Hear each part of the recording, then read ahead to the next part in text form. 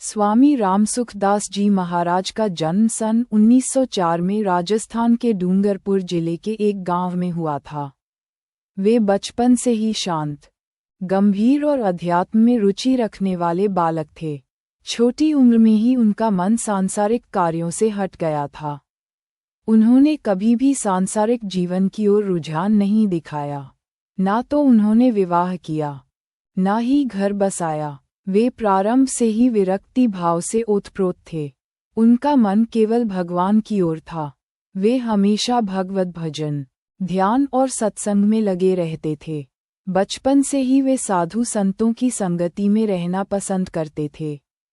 उन्हें गीता, रामायण और संतवाणी में गहरी रुचि थी। धीरे धीरे उन्होंने संसार का त्याग कर दिया। वे जंगलों, आश्रमों और तीर्थ स्थलों में साधना करने लगे। उन्होंने ब्रह्मचर्य व्रत लेकर आजीवन तपस्या का मार्ग चुना। उनका जीवन त्याग, साधना और भक्ति का आदर्श बन गया। स्वामी जी को सबसे अधिक प्रेम श्रीमद् भगवद गीता से था। उन्होंने गीता का गहन अध्ययन किया और उसके मर्म को समझा। वे गीता के ज्ञान को केवल पुस्तकों तक सीमित नहीं रखते थे। उन्होंने उस ज्ञान को अपने जीवन में उतारा। वे कहते थे, श्रीमद् भगवद गीता केवल पढ़ने के लिए नहीं, जीने के लिए है। स्वामी रामसुखदास जी ने श्रीमद् भगवद गीता के भाष्य को इतने सरल और सुंदर ढंग से समझाया कि सामान्य व्यक्ति भी उसे समझ सके। उनकी भाषा सहज, सीधी और दिल को छू लेने वाली होती थी। उनके प्रवचन में कोई दिखावा नहीं होता था। वे सच्चे अर्थों में निष्काम कर्मयोगी थे।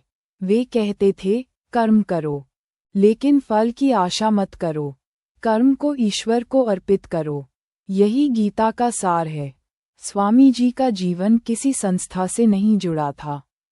वे कभी भी किसी आश्रम या संगठन के मुखिया नहीं बने। वे स्वतंत्र साधक थे। जहाँ भी सत्संग होता, जहाँ भी आध्यात्मिक जिज्ञासु होते, वहाँ वे पहुँच जाते और भगवान के ज्ञान की गंगा बहा देते। उन्होंने कभी प्रचार नहीं किया, न सोशल मीडिया, न अखबार, न पोस्टर। फिर भी लोग उनकी ओर खींचे चले आते थे। उनके प्रवचन में कोई अभिनय नहीं होता था, बल्कि आत्मा से निकली हुई सच्ची वाणी होती थी।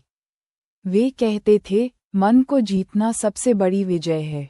मन को वश में किए बिना भगवान की भक्ति स्थिर नहीं होती। उनकी वाणी सुनकर लोगों के जीवन में बदलाव आता था। लोभ, क्रोध, मोह धीरे धीरे छूट जाते थे। उनकी सरल भाषा और गहरी सोच ने करोड़ों लोगों के हृदय में स्थान बनाया।